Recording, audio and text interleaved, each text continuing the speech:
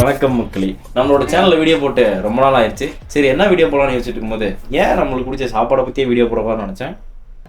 எப்போ பார்த்தாலும் சோறு சோறு சோறு இல்லை, சாப்பாடை பற்றினா விலாகோ இல்லை ஃபுட் ஐட்டம்ஸும் பேசுறதோ இல்லை. ஏன் இந்த டாபிக் செலக்ட் பண்ணனா, இந்த வீடியோவை ஷூட் பண்ணுறதுக்கு 1000 வருஷத்துக்கு முன்னாடியும் சரி, இல்லை இந்த வீடியோ ஷூட் பண்ணதுக்கப்புறம் 1000 வருஷம் கழிச்சும் சரி, இந்த டாப்பிக்கில் ஒரு குழப்பம் இருந்தே இருக்கும். அப்படி ஒரு நிலைமை வந்துச்சுன்னா வரும். அப்போ இந்த வீடியோவை வந்து பாருங்கள். ஸோ வீடியோக்குள்ளே போகலாம். ஃபஸ்ட்டு நம்ம வெஜிடேரியன்லேருந்து போகலாம். வெஜிடேரியனில் பொறுத்தவரையிலும் அவங்க வந்து ஃபாலோ பண்ணுறதுக்கான ஒரே ரீசன் வந்து அவங்களோட ரிலீஜன் மட்டும்தான். என்னுடைய மதம் இதை சொல்லுது, என்னுடைய வேதம் இதை சொல்லுது. அதனால் நான் வந்து எந்த ஒரு உயிரும் நான் புண்படுத்த மாட்டேன், இந்த புண்படுத்த மாட்டேன்னு சொல்கிற மேட்ருக்கு நான் அப்புறம் வரேன், புண்படுத்த மாட்டேன் அப்படின்னு சொல்லி அவங்க வந்து எந்த ஒரு மாமிச உணவையுமே சாப்பிட்றதில்ல. பட்டு அனிமல் பேஸ்டு ப்ராடக்ட் வந்து அவங்க சாப்பிடுவாங்க. ஃபார் எக்ஸாம்பிள் ஹனி, மில்க்கு, அந்த மாதிரி. இது வந்து வெஜிடேரியன் டைப்பு. வீகன் டைப்பில் அவங்களாச்சும் மனிதர்கள், இவர்கள் மனிதர்களையும் புனிதர்கள். இவங்க வந்து எந்த ஒரு உயிரினத்தையும் புண்படுத்த மாட்டாங்க. இன்னும் சொல்ல போனால் அனிமல்ஸ்லேருந்து கிடைக்கிற இந்த மில்க்கு, ஹனி, இந்த மாதிரியான ப்ராடக்ட் கூட சாப்பிட மாட்டாங்க. இப்போ இந்த இன்னொரு உயிரினத்துக்கு துன்புறுத்த மாட்டேன், இன்னொரு உயிரினத்தை நான் வந்து கில் பண்ணி என்னோடய தேவைக்காக நான் எடுத்துக்க மாட்டேன் அப்படின்னு சொல்கிறவங்களுக்கெல்லாம் நான் ஒன்று சொல்கிறேன், புரிஞ்சுக்கோங்க. இந்த யூனிவர்ஸில் உங்களால் வந்து எந்த ஒரு எனர்ஜியுமே எந்த ஒரு எனர்ஜியுமே ப்ரொடியூஸோ டெஸ்ட்ராயோ பண்ண முடியாது. இன்னொருலேருந்து இன்னொரு ஃபார்ம் ஆஃப் எனர்ஜிலேருந்து இன்னொரு ஃபார்ம் ஆஃப் எனர்ஜியாக கன்சியூம் பண்ணி அதை இன்னொரு ஃபார்ம் ஆஃப் எனர்ஜியாக தான் மாற்ற முடியுமே தவிர உங்களால் புதுசாக வந்துலாம் உருவாக்க முடியாது. அந்த மாதிரி தான் உணவு முறையிலையுமே.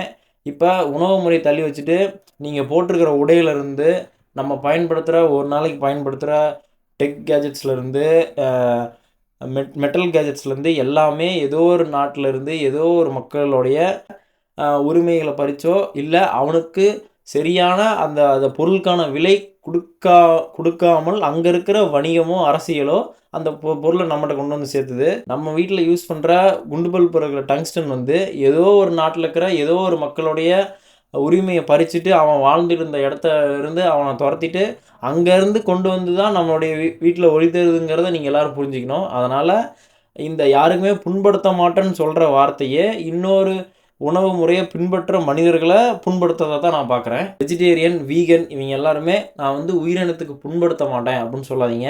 ஏன்னா அப்படி ஒன்று கிடையவே கிடையாது. நான்வெஜ்ஜில் என்ன, நான்வெஜ்னா நான்வெஜ் தான், அப்படி கிடையாது. இதுலேயுமே சில சப் பிரிவுகள் இருக்குது. இதுலேயுமே கோழி, ஆடு, மீன் இந்த மாதிரி சாப்பிட்ற ஒரு நான் வெஜிடேரியன் குரூப் இருக்குது. அதே மாதிரி மாடு, பன்றி இறைச்சி சாப்பிட்ற இந்த மாதிரி இந்த சைடு வர நான் வெஜிடேரியன் இருக்குது. இதுலேயே நிறைய பிரிவுகள் இருக்குது. புரோட்டாசி மாதம் மட்டும் கறி சாப்பிடாத பிரிவுகள் இருக்குது. அப்புறமேட்டு சில காலங்களுக்கு மட்டும் இறைச்சியை தவிர்க்கிற குரூப் ஆஃப் மக்களும் இருக்காங்க. இதுலேயே வந்து பல பிரிவுகள் இருக்குது. இவ்வளோ பிரிவுகள் இருந்தாலும் நீ ஏன் வந்து இதை சாப்பிட்ற, நீ ஏன் வந்து இதை அவன்கிட்ட போய் நம்ம ஒரு கேள்வியை வச்சோம்னா எல்லாருமே ஒரே பொருளை சொல்லுவான், எனக்கு பிடிச்சிருக்கு நான் சாப்பிட்றேன். ஏன்னா அது அவனோட ஐடியாலஜி, அவனுக்கான உணவை தேர்ந்தெடுத்து சாப்பிட்றான். ஆனால் இதே வெஜிடேரியன்லேயும் வீகன்லேயும் அது கிடையாது. ஏதோ ஒரு மதத்தோடைய ஏதோ ஒரு பிலீஃபோடைய ஒரு ஐடியாலஜி தான் உங்களுக்கு மேலே திணிக்கப்படுது. அதில் இருக்கிற உணவு முறை தான் நீங்கள் பின்பற்றுங்கிறத புரிஞ்சுக்கணும். ஏன்னா அது உங்களோட ஐடியாலஜி கிடையாது, உங்கள் மேலே திணிக்கப்படுற ஐடியாலஜி. ப்ராசஸ்டு பேக்கேஜ்டு ஃபுட்டை கன்சியூம் பண்ணுறதுக்குன்னே உருவான மக்கள் தான் இவங்க எல்லாமே வீகன்ஸ். இது வந்து அதிகமான கன்சியூமரிசம் தான் நம்ம என்கரேஜ் பண்ணுறோம். நிறையா பொருளை நம்ம வந்து கன்சியூம் பண்ணுறதுக்கு நம்ம தலையில் கட்டுறதுக்கு உங்கள் மேலே திணிக்கப்படுற வேறு ஒரு ஐடியாலஜி தான் இது. நிறைய கம்பெனிஸோட ப்ராடக்டை விற்கிறதுக்கு திணிக்கப்படுற இந்த ஐடியாலஜி தான் இந்த வீகனிசம். ஆனால் இது வந்து தெரியாமல் இது வந்து ரொம்பவே வந்து புனிதமானதுன்னு நினச்சிட்டு இருந்தீங்கன்னா அப்படி கிடையாது. அப்படி பார்த்தா நீங்கள் தண்ணி கூட குடிக்கக்கூடாது. சயின்டிஃபிக்கலி தண்ணி கூட இருக்குது. அப்போ நீங்கள் எதுவுமே குடிக்க முடியாது ஆக்சுவலாக. சாரி, இல்லாமல் இது எல்லா டைமும் கிடைக்காது. லாக்டவுன் மாதிரியான டைம்லாம் வந்து லாக்டவுன்லாம் வந்துச்சுன்னா நீ சத்தா கிடைக்காது. இந்த மாதிரி சோயா பால்லாம் நீங்கள் வரங்காட்டி முடிஞ்சிடும். பாலுக்காக கூட நம்ம மாடை வந்து பயன்படுத்தலை அப்படின்னா மாடுங்கிற ஒரு இனமே இவ்வளோ நாளாக மனிதர் இனத்தை கூட சஸ்டெயின் பண்ணி வந்திருக்காது, அது எப்பயோ அழிஞ்சிருக்கும். ஸோ மனிதர்கள் மாடு கோழி அந்த மாதிரி இறைச்சியை கன்சியூம் பண்ணுறதுனால தான் அதுவுமே திருப்பி ப்ரீட் பண்ணப்பட்டு இங்கே இன்ன நாள் வரலும் அது இன்னும் சஸ்டெயினாக இருந்துகிட்டே இருக்குது. அதை வந்து புரிஞ்சுக்கணும். மாடு வளர்த்துறது வந்து மாட்டுக்காக இல்லை, அது மனிதனுக்காக தான். சரி, ஓகே, வீகன், வெஜிடேரியனு, நான்வெஜ்ஜு இந்த மாதிரி இருக்காங்க, ஓகே, அது பிரச்சனை இல்லை. இப்போ நான் என்ன சொல்கிறேன்னா, மாடு இருக்குது, மாடை சாப்பிட்றவன் நான் வெஜிடேரியனில் வந்துடுறான், மாடோட பாலை கன்சியூம் பண்ணுறவன் வெஜிடேரியன் வந்துடுறான், இல்லை நாங்கள் அந்த பாலை கூட கன்சியூம் பண்ண மாட்டோங்கிறவன் வந்து வீகனில் வந்துடுறான். சம்மந்தமே இல்லாமல் ஒருத்தன் மாட்டோட யூரினை போய் குடிக்கிறான்னா இவனை எந்த லிஸ்ட்டில் சேர்த்துறது? சங்கி லிஸ்ட்டில் தான் சேர்த்தணும். அதில் தான் வருது, இதில் வரலாது. அவன் சாப்பிட்டு போகிறான், இது அவனுடைய பிலீஃபு, அவனுடைய நம்பிக்கை. இதில் வந்து இவங்களோட நம்பிக்கை இவனுக்கு என்ன தேவையோ அவன் சாப்பிட்டுக்கிறான். நீ வீகனா, உனக்கு பிடிச்சா சாப்பிடு, இல்லைனா சாப்பிடாத. வெஜிடேரியனா, உனக்கு என்ன தேவையோ நீ இந்த சைடு சாப்பிட்டுக்கா. நான்வெஜ்ஜா, உனக்கு ஆடு மாடு கோழி என்ன வேணுமோ அடி சாப்பிட்டுக்கா. ஓகே, எல்லாம் ஓகே, ஒன்றும் பிரச்சனையும் இல்லை, எந்த பிரச்சனையுமே இல்லை. அப்புறம் ஏன்டா பிரச்சனை வருது?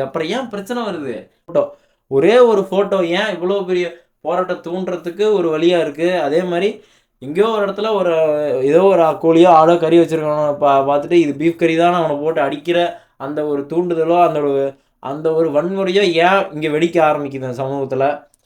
ஏன் வெடிக்குது? ஏன்னா இவனுங்க உணவை ஒரு நம்பிக்கைக்கு பின்னாடி வைக்கிறாங்க.